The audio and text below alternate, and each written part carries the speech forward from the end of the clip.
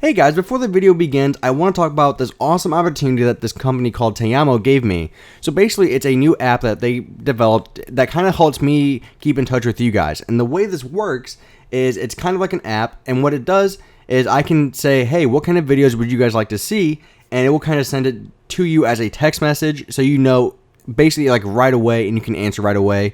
This would be fantastic for some of my, really good, awesome fans. So I think it would be great. And it's really cheap too. It's only $2.50 a month. And we're going to open up 25 spots to test it out and see how things go. So this is definitely a great way to keep in contact with me, guys. There will be a link down in the description. And the link is tayamo.co/mcbuilder92. You'll see a link on the screen. All right, so let's get to the video, guys.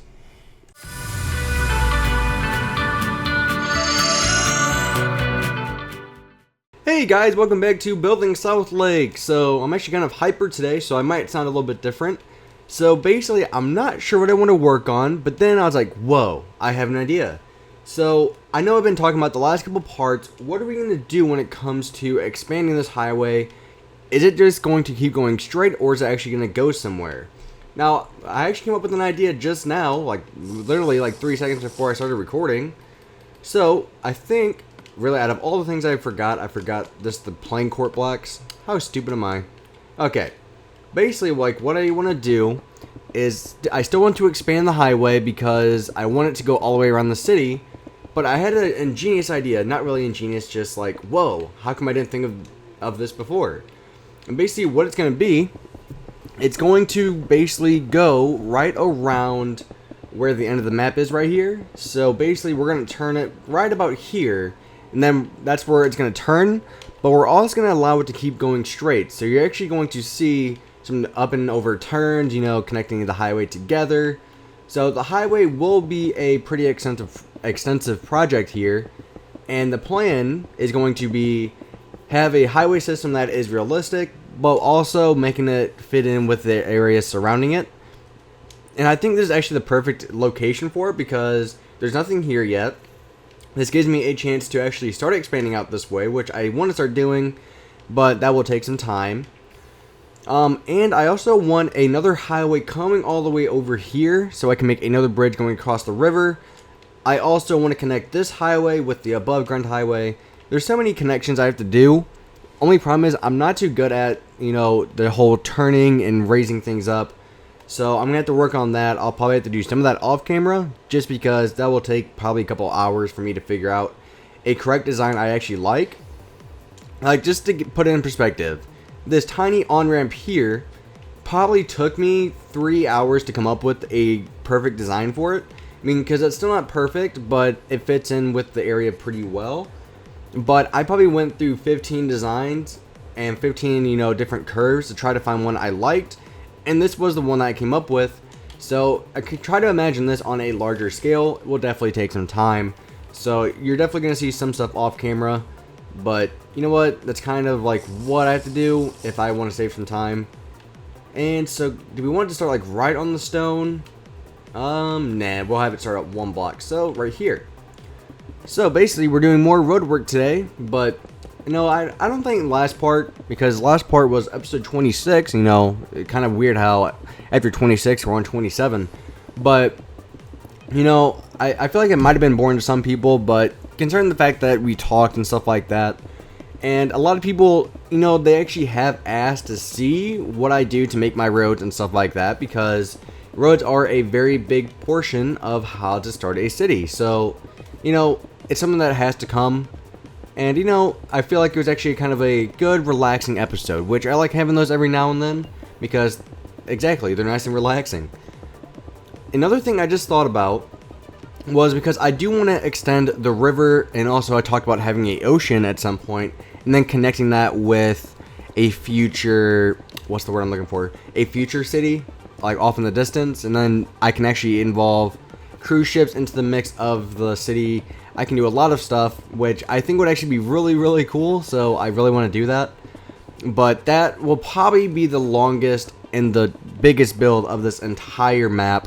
Will be basically making that city and making that ocean. The ocean will definitely take some time because I don't want to make it just like a plain flat, like under the surface, flat, kind of like what my river is now. I don't want to do that. I actually want the ocean to feel realistic. I want to make it to where it goes down really deep, and maybe even have like the Marianas Trench, I believe is what it's called. So let me figure out how wide this needs to be. So 1, 2, 3. Wet snow. 1, 2, 3. Boop, and one more. 1, 2, 3. Actually, that's actually not right. We need yellow wool. I'm happy I just called that now because we want the highway to be the same. So the one closest to the railing is... Okay, so we actually need to redo this. Whew, I'm actually really happy I caught that. So it should be, I think, 2 and then 1. Let me come back over here and check. So 2, snow, and then the road starts. Okay, so actually we now know what it does.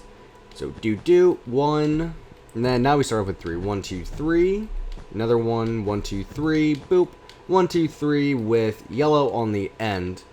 So basically the snow line is going to go all the way. That's kind of like our, like if your card, you know, breaks down, this is where it would go.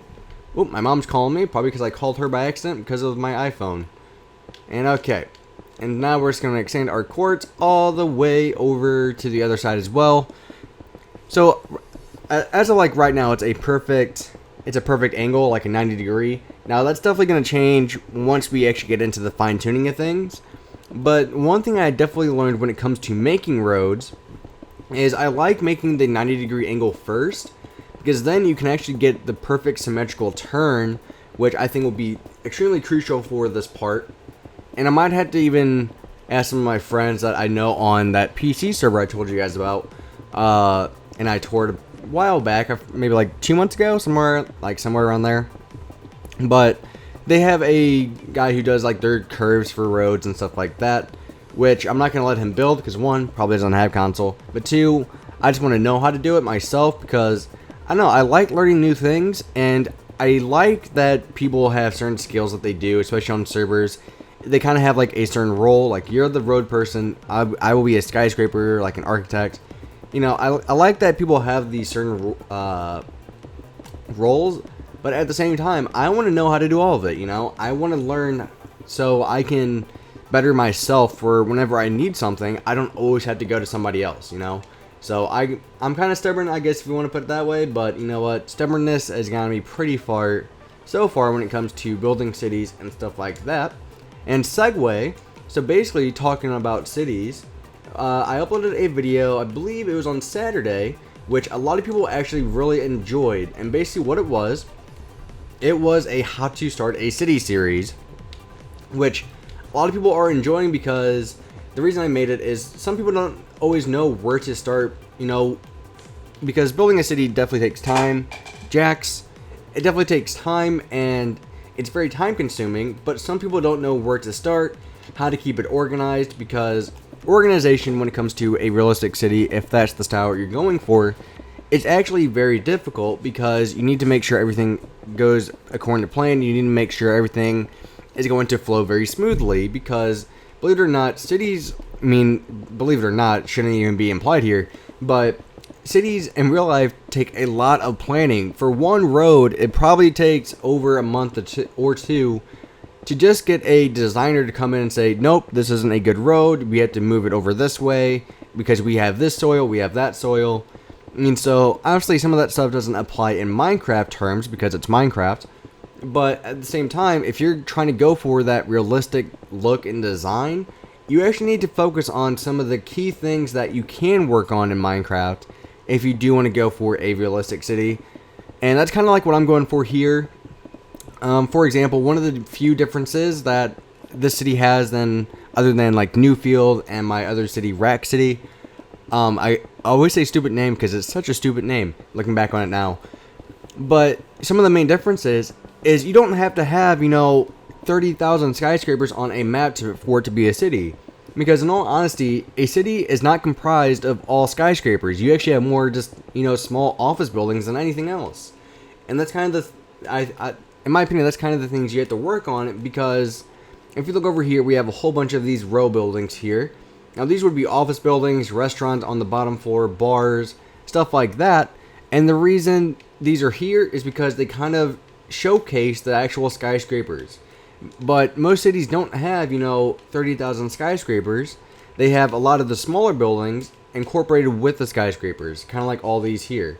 They're a lot smaller, but they are still, very decent sized buildings. These are still, these are all like 3 or 4 stories, but this one here is still pretty small. And this one's like probably 10 stories tall, if not more. I'm not going to count them now just because I don't want to. Okay, so now you need to work on the main road kind of things. Okay. So, if we want this to look like the other, we need to do this. Oop, my swiftness ran out. Now, I probably will say, this is my favorite highway design that I've done. Just like the way it flows with, for one, realism, but also how it looks. Because the railings like this, being that there's like that small gap, one, allows light in, so it's not just a plain flat wall. You can kind of see through and see the sunlight.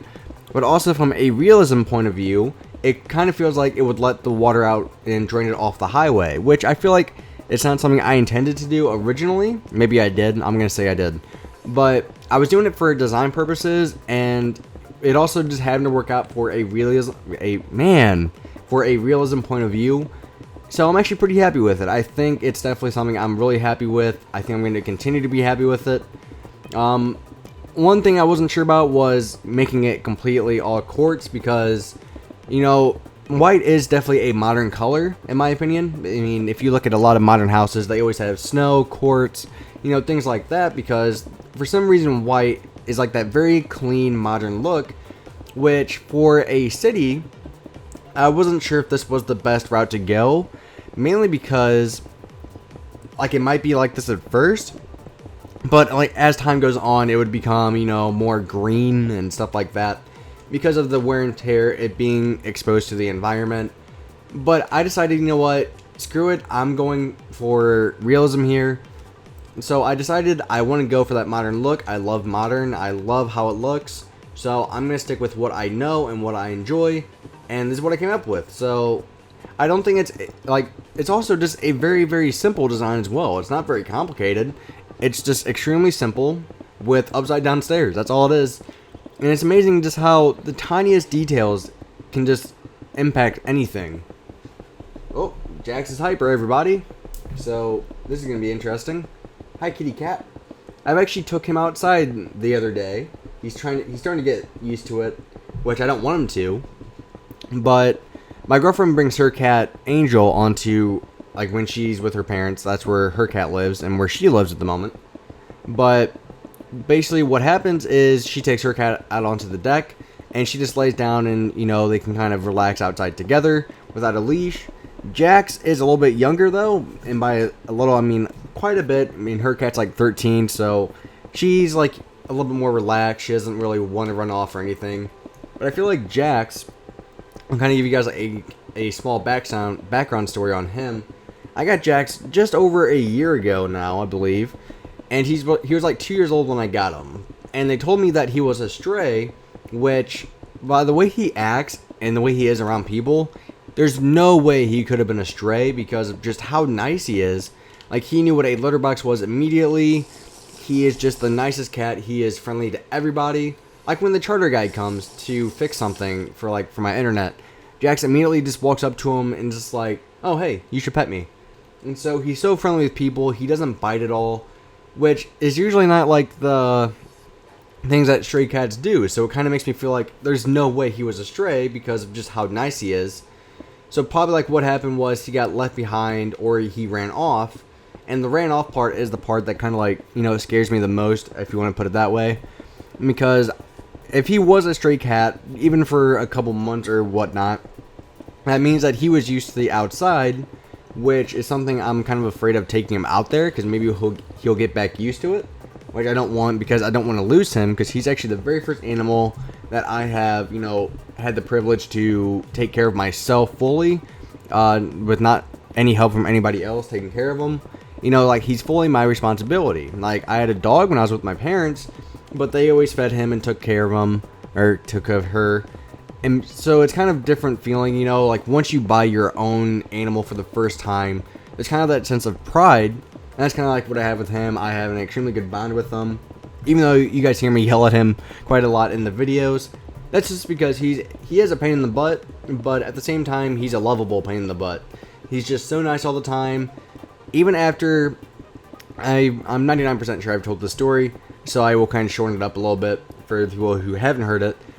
But basically, I took him over to my parents' house quite a long time ago, maybe a couple months ago, and we had to put him in a cage. Well, on the way home, we forgot to let Jax go to the bathroom, so he peed in his crate. Because one, he's nervous, he's scared, because he doesn't know where they're going. Cats don't like change. So he wasn't sure what was going on.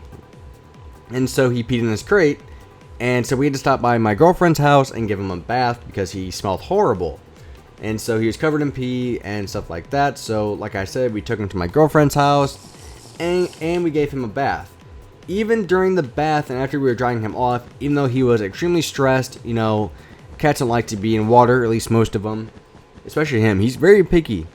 But basically, he still allowed me to pet him. He'd never tried to scratch me or do anything like that. He was just more like, alright, let's just get this over with. I'm not happy, but I understand, I feel like you need to do this because I did pee. And it wasn't his fault. I mean, I forgot to let him go to the bathroom.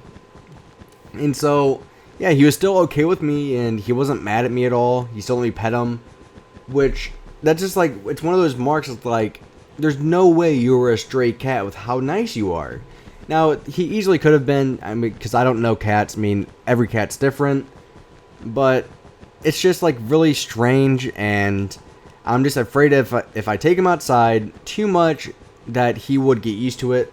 He's already been trying to get out the door a little bit more often now, which kind of is I need to make sure I keep an eye on this so you don't run off, which I hope doesn't happen, but I mean, you never know, just because I don't want him getting too used to the outside. But I will take him out there every now and then, just because it's just, he enjoys it, and it's kind of a relaxing thing. Today, at the time of this recording, it is just beautiful outside. I mean, just, my goodness. If you live in California, you're kind of used to the 70-degree weather or even up higher. But in Missouri, we just got done with the winter. It rains a lot, and now it's just 70 degrees and sunny, wind. It's the perfect day, and it's just you know what? I will take you outside, Jax, because I want to be outside a little bit today, and so I want to take you with me. Now, I don't really want to get him a leash though, mainly because, well, it's not very manly, walking a cat is not very manly. It's not very masculine. There's nothing wrong with it, but that's just my opinion. I think, if I saw somebody walking around their cat, I would probably, point and look and just, laugh and say, I would never do that. And so, it's just one of those things, But, it's just like I said, one of those things. How much time are we at? We're at 17 minutes. And what? We got basically the outline of this entire thing done. Now, this will definitely be... I might try to film this entire highway by the time of next part, because just going down one line takes quite a bit, because we actually went halfway across the city, basically, with this entire city, or with this entire highway, and boom, perfect. Alright, so now we have the highway laid out, to an extent, we know where it's going to be, and one idea I've been having was making this, portion of this area here. I kind of been thinking about dropping the city a little bit, because then I can have more elevation to the city, different heights and angles, stuff like that. But that's just consideration. I would have no idea how that would actually work, so we'll have to see how things go. So bye bye guys, thank you for watching. Thank you for watching Southlake. If you want to go see the other videos, go right ahead. You might like those to see how far we have come over time. And also, if you want to know how to start a city, go check out my other video that was uploaded a couple days ago. Mainly because that might give you some great starting points and some ideas and how to start things off. So, bye-bye guys, and thank you for watching. Since, we've actually recorded Skyblock, and you might have heard a little schoolgirl giggling in the background here. And actually, it's not a girl, even though it's close. It's Weeby Stranger. He's all the way over there. Look at him. He's digging his little hole. Oh.